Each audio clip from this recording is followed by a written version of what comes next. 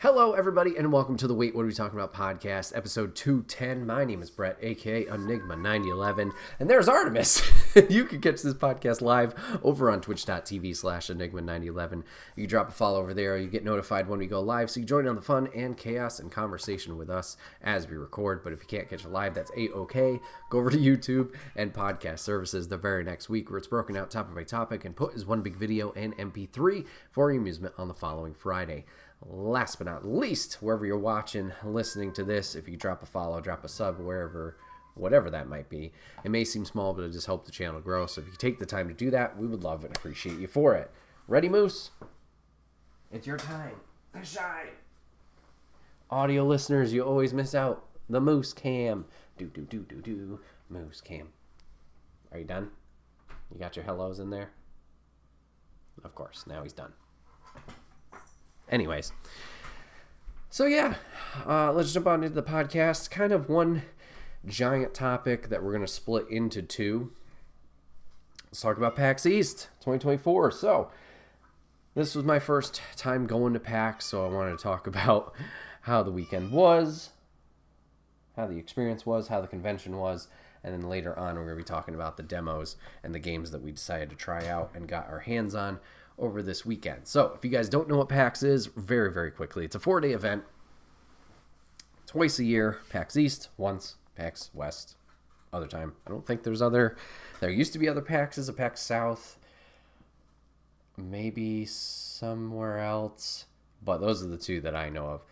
Happen once a year, just an opportunity for game developers to show off their games, get the demo into people's hands. They can test it out, kind of market themselves to the audience, try and get, a little bit of buzz around their game to try and help them on the publisher side, things of that nature. Some of the bigger game entities will be there as well. It seems like they've kind of gravitated a little bit away from that recently with like PlayStation, Xbox, stuff like that, but Nintendo was there this year.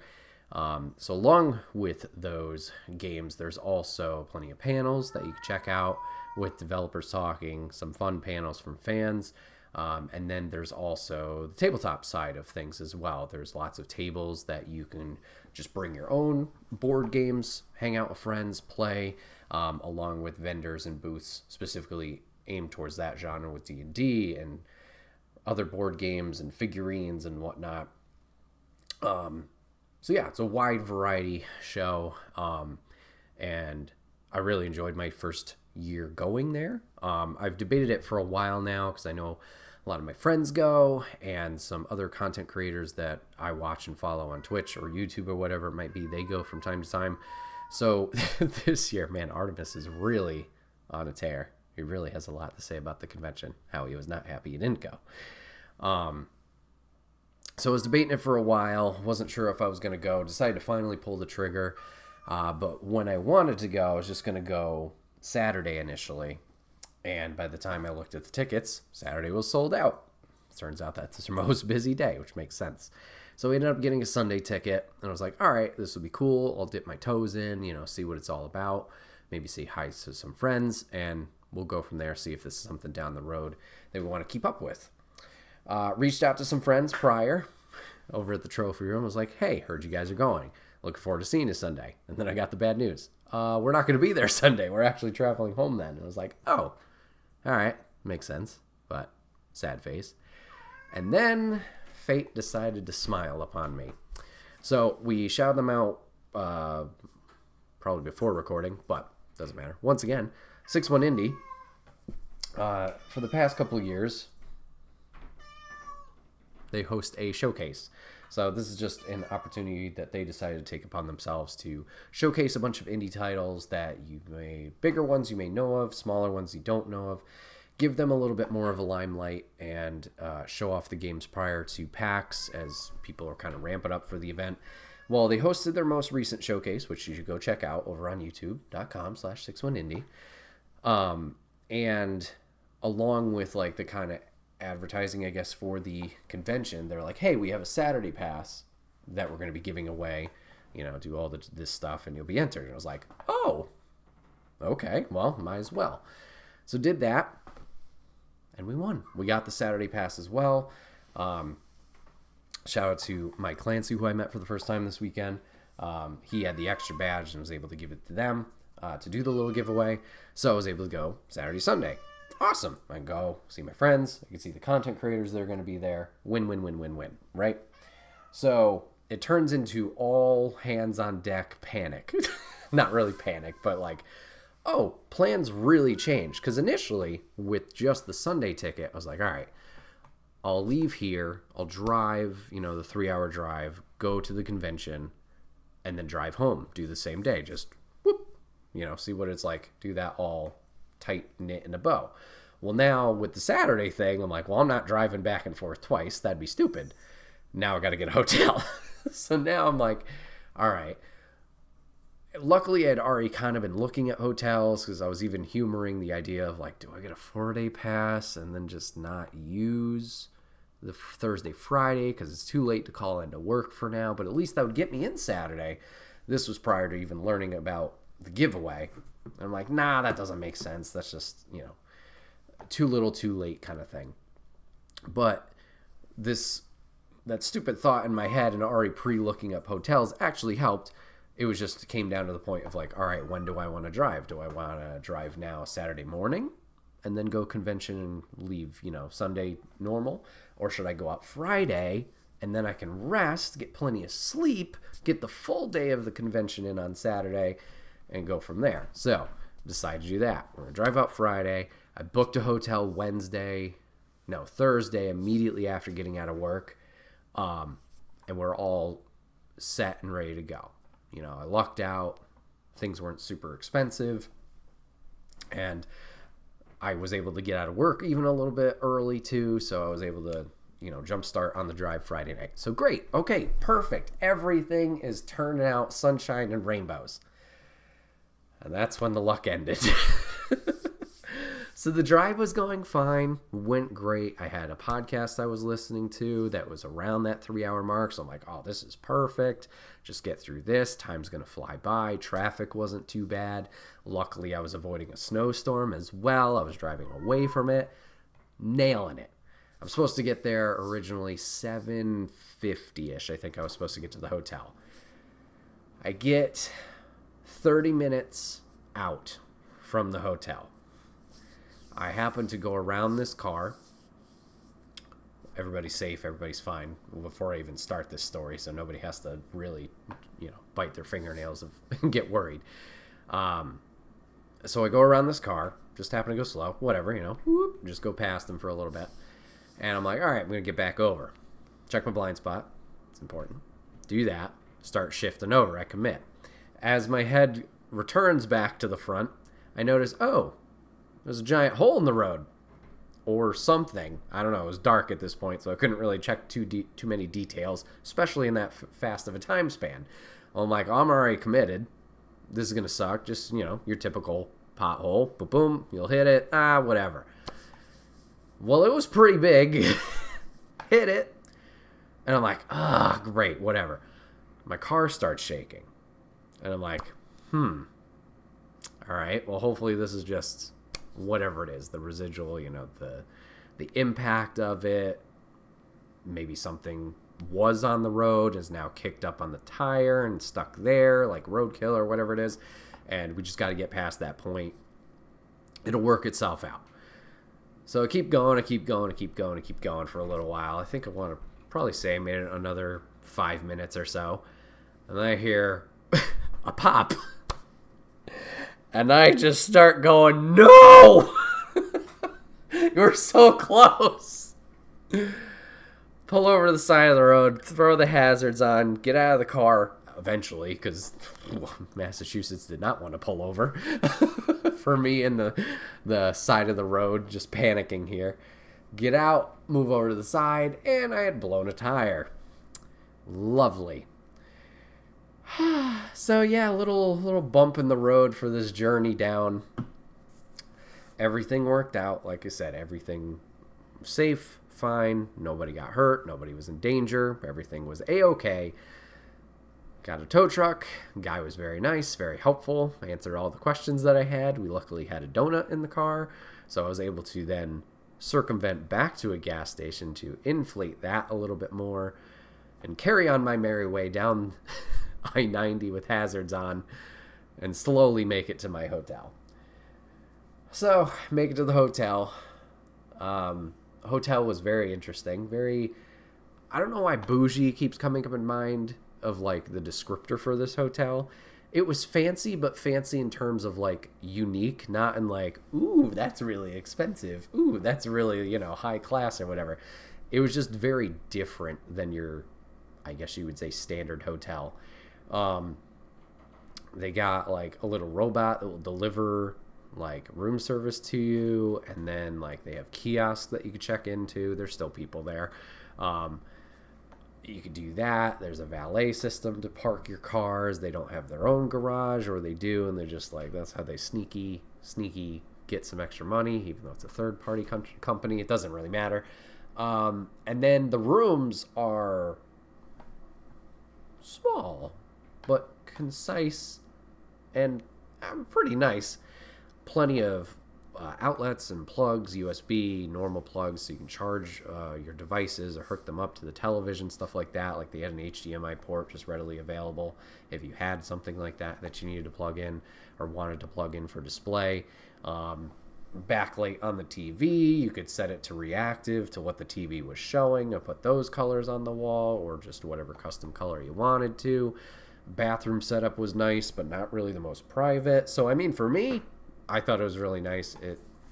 Everybody there was nice as well. It served its purpose. Place to crash. So I get there finally. So originally, like I said, I was supposed to roll in, I think 7:50. I don't think I got there until like 10:30-ish. So a little later than anticipated.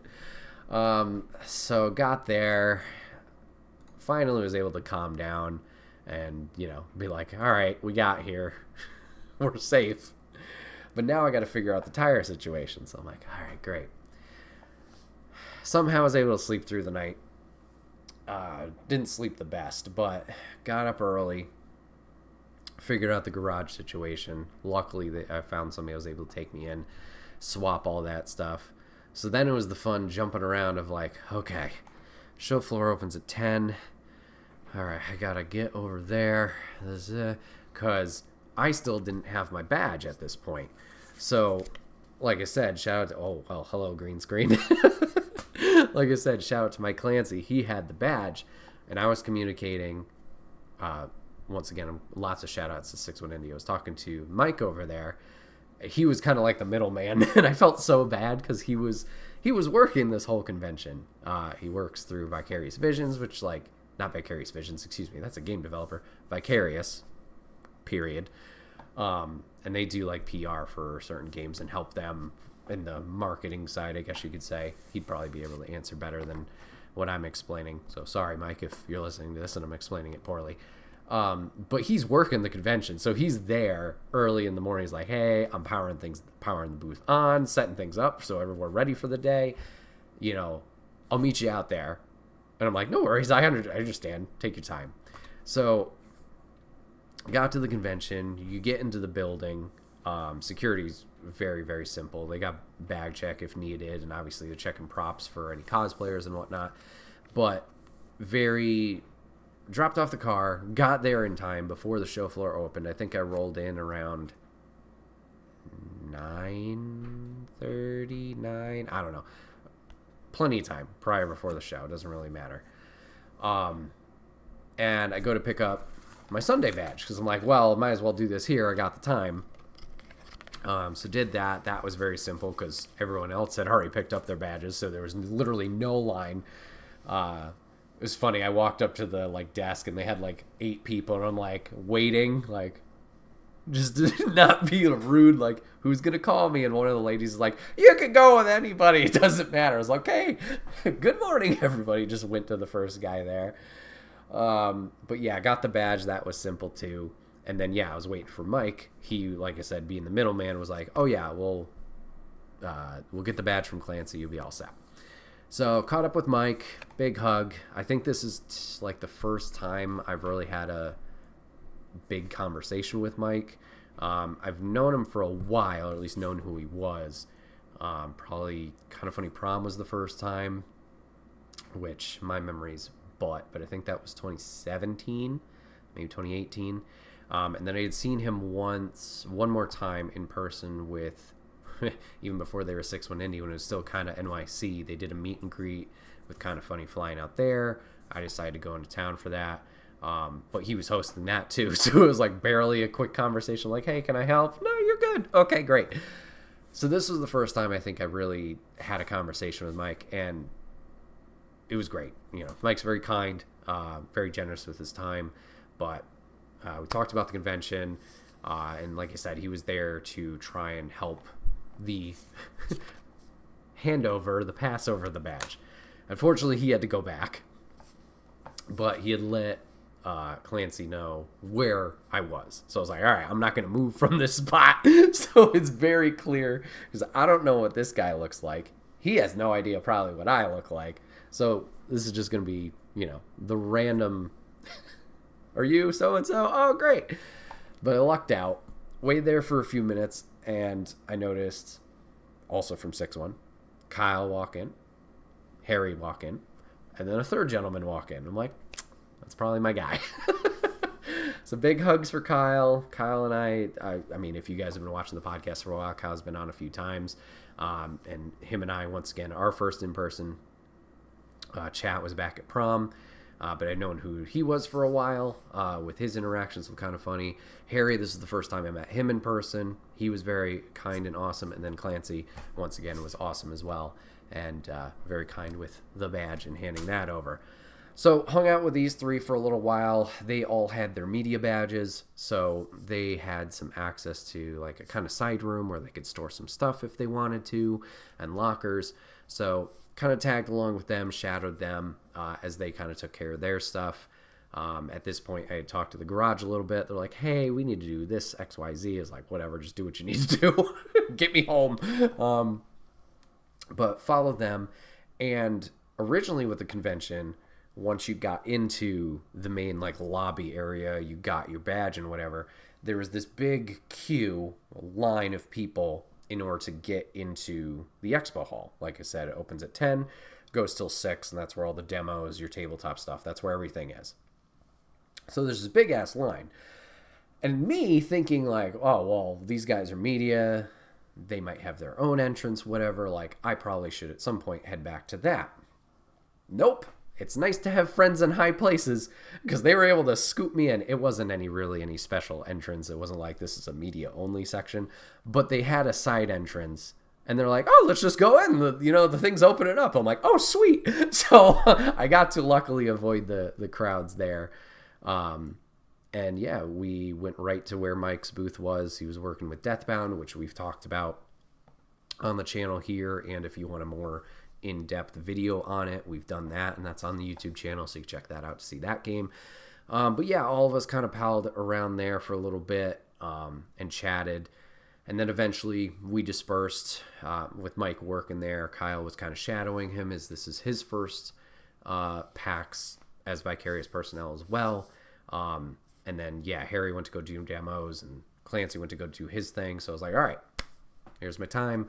We'll jump around, see what it's all about. So I kind of started with like the general walkthrough. Let's see, like take it all in, see what everything's about. So like I said, there was a lot of different booths. Nintendo was there, Mountain Dew had a booth, Dunkin' Donuts. So it kind of was split into 3 sections, at least for my observation. So you had this front area where the entrance was, where you had the bigger booths, like those names that I mentioned, Larian Studios from Baldur's Gate, or the ones who made Baldur's Gate 3, they were up front as well. And then there was a few independents there as well, with smaller booths, or kind of like booths with multiple standees for different games that they were working on and publishing, etc. You had some booths for streaming gear, like microphones and different keyboards and other components that you could use for your streams. On one side, on the other side, they had a lot of colleges there for game development and game design, showing off their, programs and whatnot. So that was kind of your front section.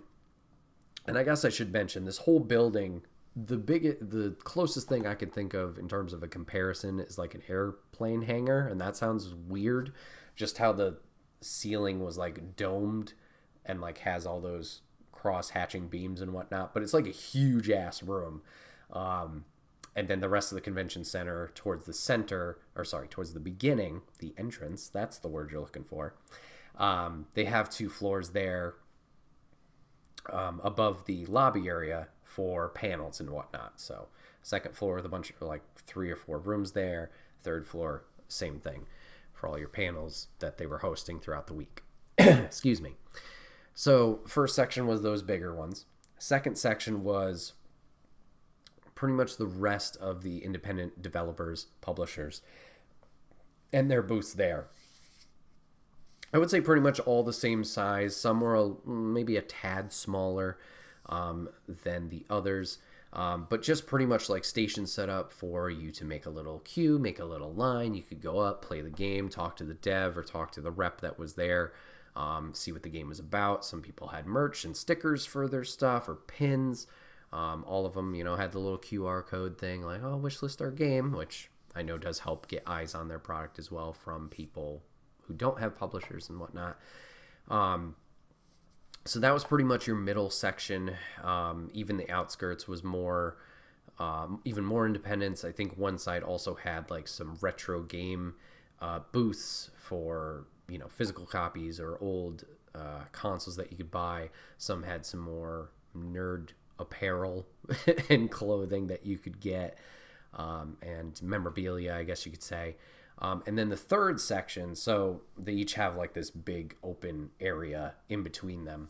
The back section is all your tabletop stuff. So that's where you have your tabletop booths, like I mentioned earlier, for figures or games, new card games that you might not know of that people are, advertising and promoting, along with a plethora of like lunchroom type tables where people could just sit down if they brought in their own games.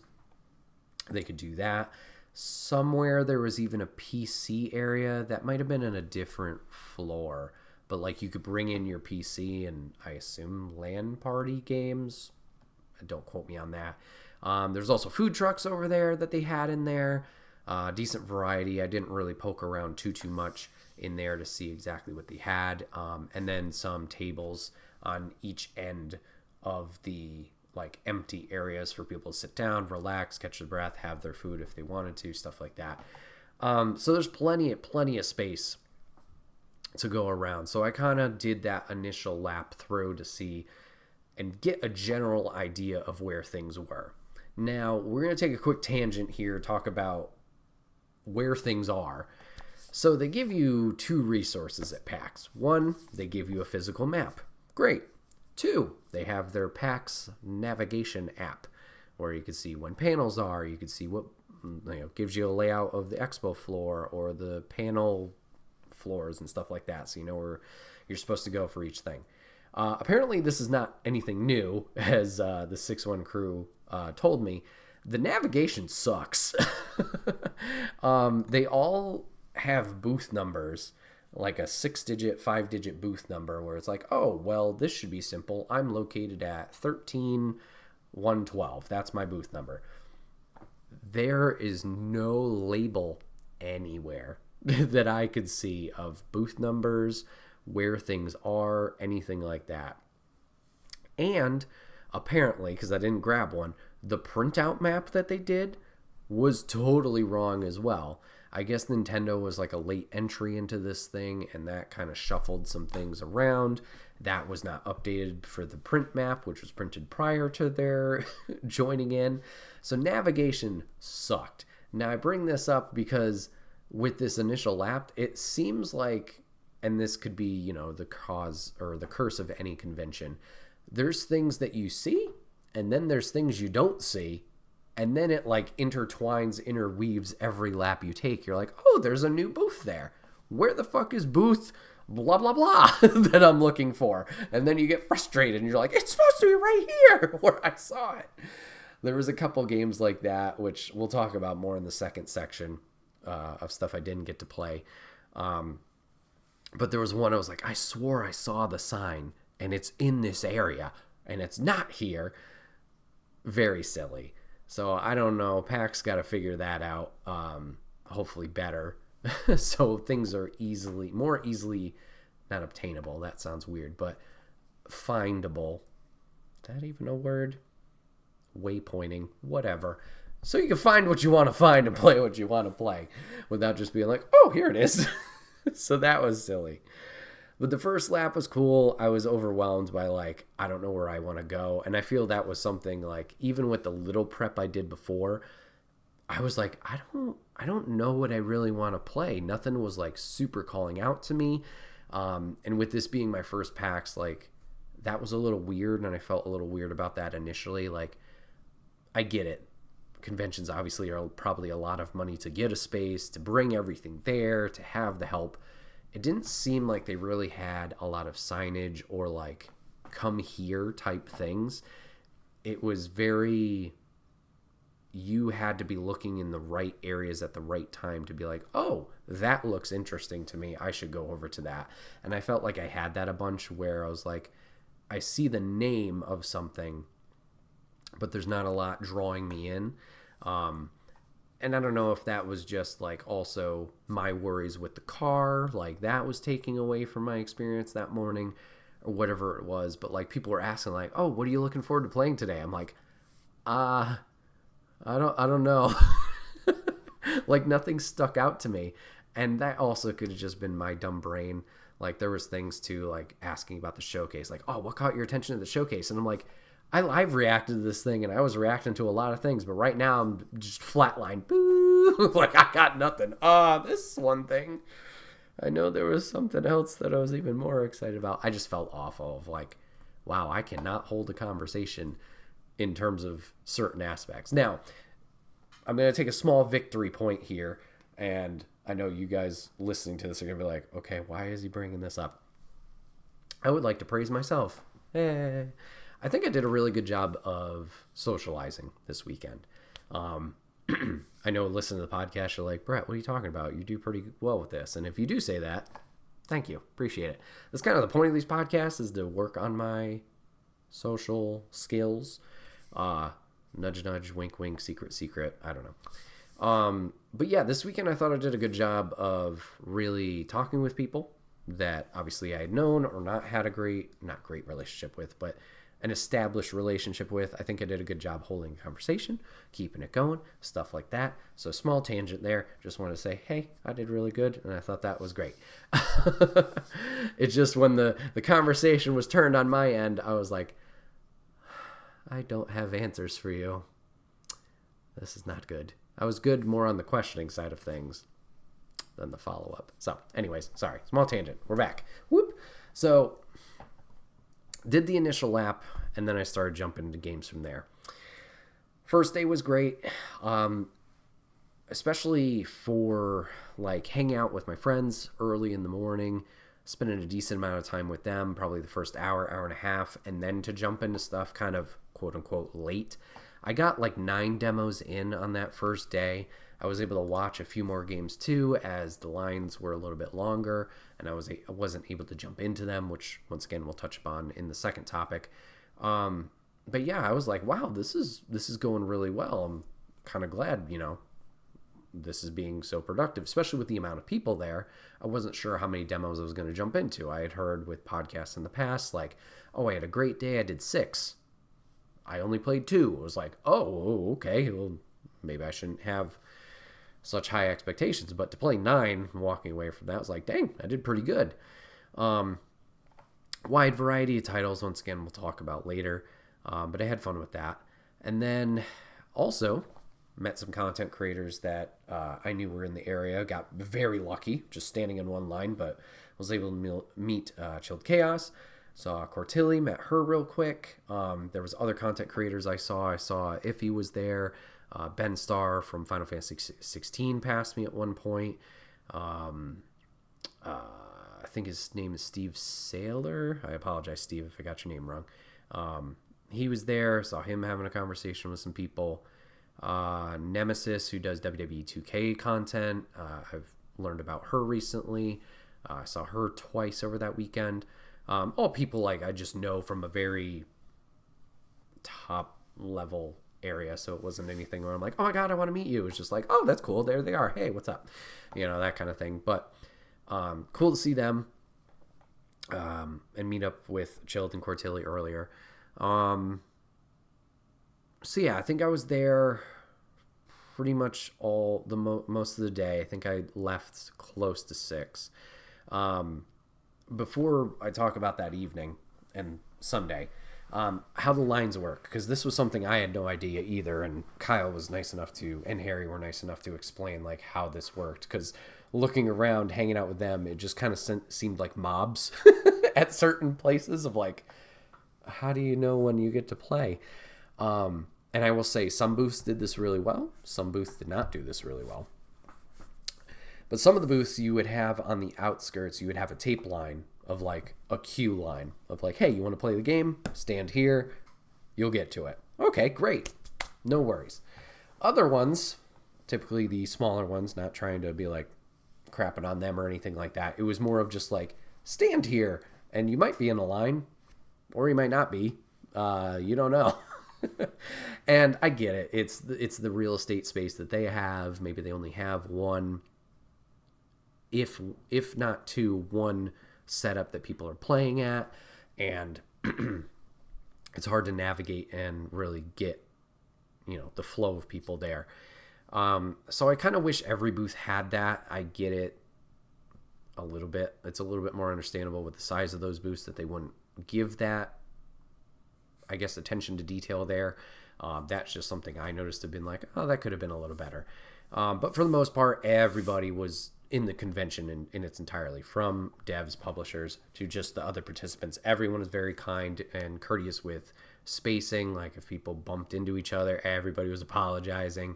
It's still the typical crowd thing where you have people occasionally from time to time stop in the middle of places, or there's a crowd and they don't like move. They're like, we need a walking path. But everybody was very kind. So I just want to praise that. Like, no issues anywhere that I noticed with anything. Just, yeah, in terms of a line, for some of them, that could have been better. Also, I guess I'll touch upon it now, but demo times. Some demos ranged from like a few minutes. Some were like 15. Some were a half hour. I heard others were an hour.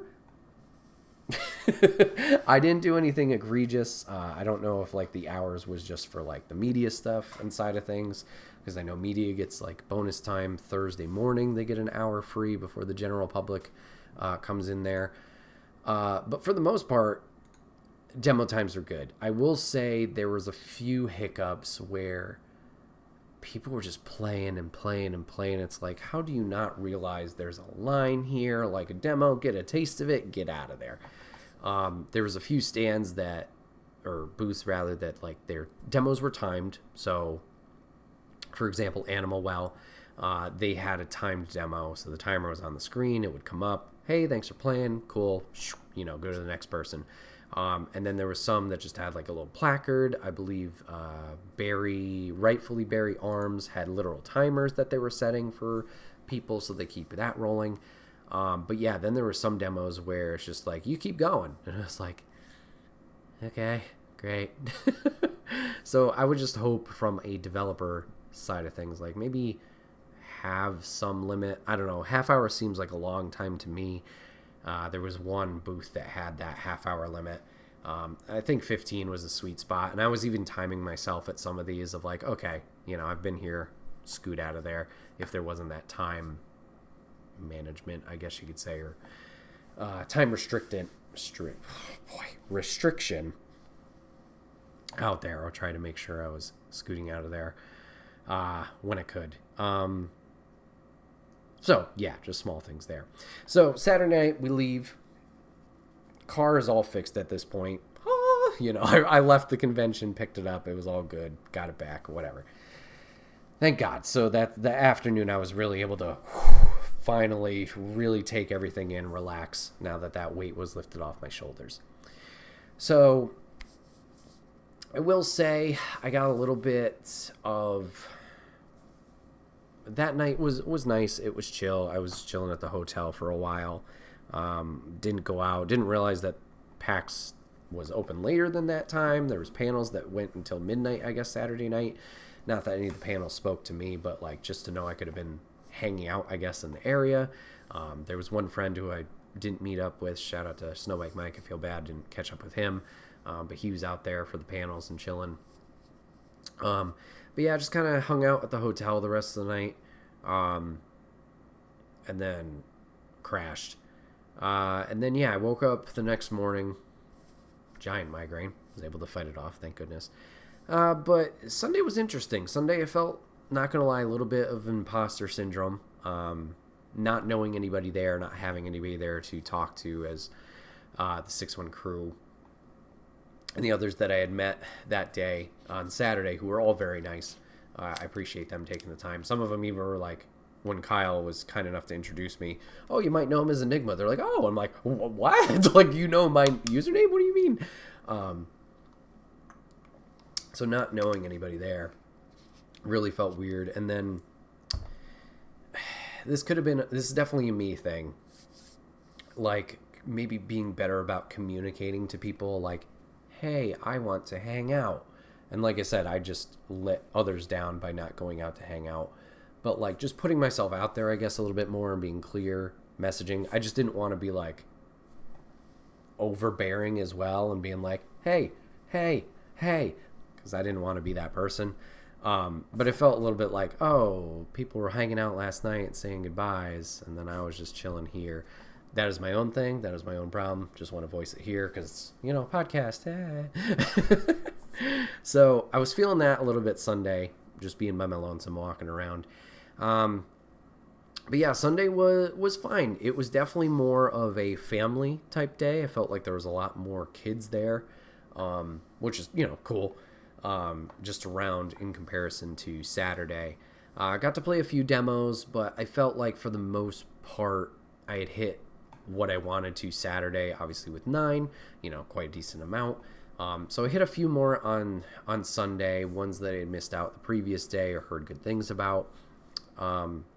But definitely didn't do the amount of demos I did Saturday. Left a bit early just because, hey, still the drive home. But Sunday was good. Picked up a t-shirt and stuff like that. But yeah, Sunday was pretty short and sweet. So, all in all, how was the PAX experience? I think PAX was a lot of fun. I'm definitely feeling remiss or sad that it's over. It seemed to go very quickly. And I don't know if that's just the layer of the car business being involved too, of jumping around, taking care of that, the stresses and the woes there. Or just being the limitation of like, hey, your friends are only here for one day. That's all you get. But I had a good time overall. I definitely think I'm interested in doing it again. And this is something I was talking to Lady off a stream about, of like, because obviously the drive home, there's a lot of time to think. I was like, should I do all 4 days next year? And I'm kind of like at this weird crossroads of yes, no, what seems to make sense. And I'm almost saying no just because of how Sunday went, how Sunday was. I felt okay with, I don't need to be there at quote unquote rope drop. I don't need to be there at the right when the showcase opens. Obviously I left early, granted the traveling is a whole nother factor into that. And I didn't get I didn't get as much out of Sunday as I did compared to Saturday. So it's like, would 4 days of that really make sense? But then on the positive side of things, there's like, well, if you have more time there, one, obviously your friends are there longer. You get to hang out with them, have some fun there. But also, two, you have the freedom of time. You can sleep in. You can take your time with games. There are games with longer lines that you won't feel as bad for hopping into because you have that time to play around with. For example, there were some games that I missed out on. I wanted to try out Killer Clowns, which is like kind of like a Dead by Daylight, based on the old movie franchise. Well, franchise? Movie? Maybe just movie. I was a little curious to check that out. There was a cute indie game that there was always a long line for, and I'm sorry if I'm going to butcher the name. It was something about capybaras. I want to say it was Extremely Violent Capybaras, but it was like a multiplayer beat 'em up type thingy. Extremely powerful capybaras. That's what it was. Looked ridiculous and looked like a lot of fun. But didn't jump into that. So like things like that, I think would be more beneficial from going the 4 days. Is like I said, more time with friends and not feeling like, oh, I need to capitalize on every single second, minute, whatever of here. I could go out, not have to worry about the longer lines. I have that freedom. I have that time there, and then go do that. So obviously there's a whole year, actually a little bit more than a year, to figure out what I want to do. If I want to go for the longer time or if it will just be, just make a weekend trip out of it. 2 days isn't bad. I'm curious to see how next year's is. They've already announced when next year's is going to be. It's not going to be in March. Surprise, surprise. It's going to be in May, actually. So a little plus there. Be warmer weather. I was hoping for that this time, and that did not happen. As it rained a fuck ton on Saturday. But we'll have to see. Luckily, it seems like I avoided the PAX plague that I've heard about so many times. Obviously, a little stuffy, as you probably can hear, and I apologize. But luckily, didn't get sick or anything like that from the convention. I want to say that the booths were doing a very good job of, some better than others, like cleaning up stations after you were done, and everybody was respectful of their spaces, masks, no masks, whatever it was, hand wash and all that stuff. So lucked out there, knock on wood. But yeah, shout out once again to all the people I met and hung out with this weekend. Especially, like I said, Mike being very kind with his time, Clancy for the badge, Kyle being kind and awesome as always, Harry for the first time meeting him and giving recommendations and stuff like that. He was awesome. Got to catch up with Joe from the trophy room. Fantastic. He was very tired. I felt so awful. I was like, hey, Joe. He's like, hey, man, what's up? It's good to see you. I'm exhausted. But no, it was great. I got to see, some of the people that I wanted to in person and catch up with them. Yeah, just it was a great time overall. I'm glad that, obviously was very fortunate to win the ticket for the first day, but glad even in general just to have gone and try it out, see what it was like. I'm curious how it would have gone. Not that we'll ever know. If I did just do the Sunday, would I have blown a tire out? Would I have gotten as many demos in? Would I have, whatever it would have been. Like, we'll never know. But I'm glad the tire thing didn't bust a hole into the whole experience. It was obviously stressful at the time. I had my help there, both in person and through other means, helping me through it, and I was able to everything worked out in terms of getting it fixed, getting it repaired, not having to do anything super extracurricular for that. It got taken care of. We're all fine and dandy here. Nobody got hurt. So yeah, that was all good. So yeah, PAX East, I definitely recommend it. There's a lot of fun games there of a wide variety of genres. Great cosplay if that's for you. If you're interested into like competitive stuff, they had like Tekken tournaments all day on a big screen. Hearing the crowds pop for that was great. There was other fighting games there. I think I saw a Street Fighter booth where somebody had like a 45 win streak going. I'm like, Jesus, okay. The tabletop area looked cool if that's more your thing. Even if you just want to sit down and learn a game, there's booths for that. Plenty of space where you can rest, relax, and chill if you want to get away from the crowd for a little bit. It was a lot of fun, and the convention center was pretty easy to navigate and all that jazz, and all the PAX enforcers, they're volunteers, very helpful, ready to answer any questions that you might have. So I thought it was a great time overall. I'm intrigued to see how next year is once again, see if like some of the bigger publishers are there again, like Devolver wasn't there this year, so didn't get to see any of their stuff. I guess, oh boy, what were the other two that people were talking about? Was it Mighty Yell? No. I'm going to butcher it. But yeah. Papa Griffin chat. Excuse me. Says, would you say it's 4 days in length because of panel scheduling or to get people to the demos, part of both? 4 days seems long to me, but I don't know. That's a good question. They did have plenty of panels each day, and we're definitely not... What's the term? It wasn't like there was long gaps, I feel, in between them. There was a lot that overlapped in terms of timing and scheduling. And they seemed consistent of like something was always happening. Obviously, you have those in-betweens to empty the theater and get the next group in there. So those were filled in. And there was a lot going on, like just even scrolling through Thursdays. Like there's some where people are doing morning shows. There's like a D&D thing. There's a cosplay contest. There's, a panel about RPGs and... a wide variety of stuff, console tournaments. So there were definitely chock full of that. I don't know. I want to say, I feel like Comic-Con's also 4 days. So it might just be also traffic of people.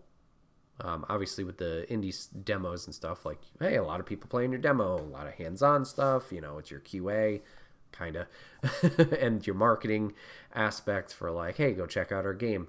So I don't know, that'd be interesting to look up if it's always been 4 days.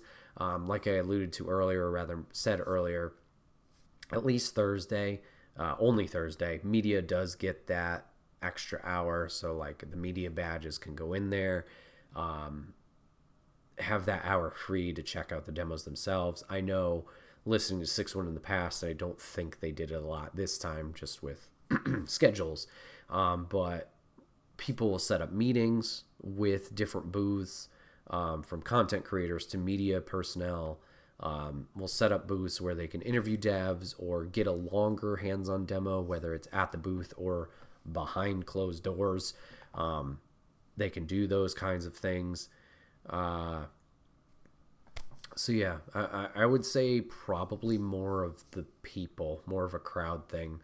So, because to my knowledge, Saturday was the only day that sold out. You could still get solo tickets for Thursday, Friday, and Sunday. And then there were 4-day tickets still on sale, at least when I was looking. Saturday was the only single day ticket that sold out. Maybe Friday, Saturday would be the sweet spot. It'd be more economical to buy the 4-day and choose what you want. That's also true. Yeah, obviously you save a little bit money if you do get the whole thing. And there's another layer to this cake too. Mike was once again, I'm going to keep shouting these guys out and giving them praise. Mike was very kind with his time. When he first was, we met that morning, he's like, hey, are you here for, work? Or are you here just for your enjoyment? I was like, oh, just more of my enjoyment. Like, I already planned on doing the podcast here, just be like, hey, I went to go do this thing. Let's talk about it.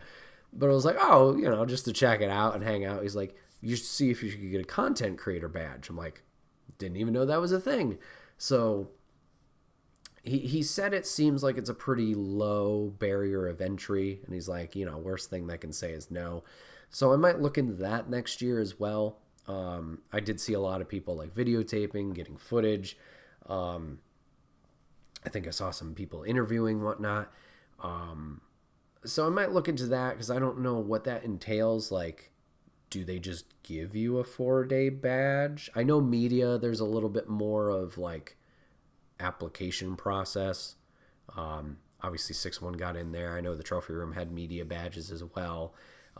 Shout out to, I didn't meet him in person, but I just learned about him from this convention with his interactions with 6-1 and being on their indie cast.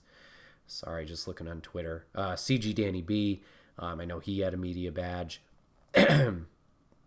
He's a content creator for Independence as well.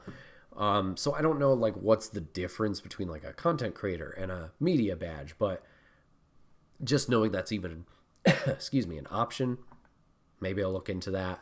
Maybe it's just like a discounted rate, who knows. But yeah, there's plenty of options. Like I said, we got over a year to figure it out, think about it. And maybe it's just one of those things too, like, oh, we tried 2 days this year, maybe we try 4 days next year, and then we're like, okay, we have the two ends of the spectrum. What makes sense? kind of thing. And it could also be a factor of like, who's there? Is there a lot of things you're interested, or does it feel like a slow year type thing? Like once I look at it from outside looking in, there was a lot of demos here I did really appreciate. In the moment, like I talked about earlier, there I didn't feel like anything stood out, and I said that, and I was like, nothing's really like caught fire. But looking at it now, looking back at it, I'm like, oh yeah, I really enjoyed that one, and I really enjoyed this one. So I don't know. That's a good question. Maybe yeah, even just getting that 4 day and be like, you know what, I feel like going now. The only thing there is just obviously the hotel and those semantics. But yeah, all in all, PAX East was great. I had a great time with it. It's definitely a place to go. Obviously, hang out, see some cool new projects that people are working on, see some fun panels of people like ranking DS games or doing video game trivia or whatever. If you want to share a common space with people that are like-minded and whatnot and have a good time. I had a good time with it. Would recommend it to people who want that atmosphere. And this seems like the place to do it with it being more established and being around for so long. So, yeah, PAX East, you're a blast. Thanks for hanging out.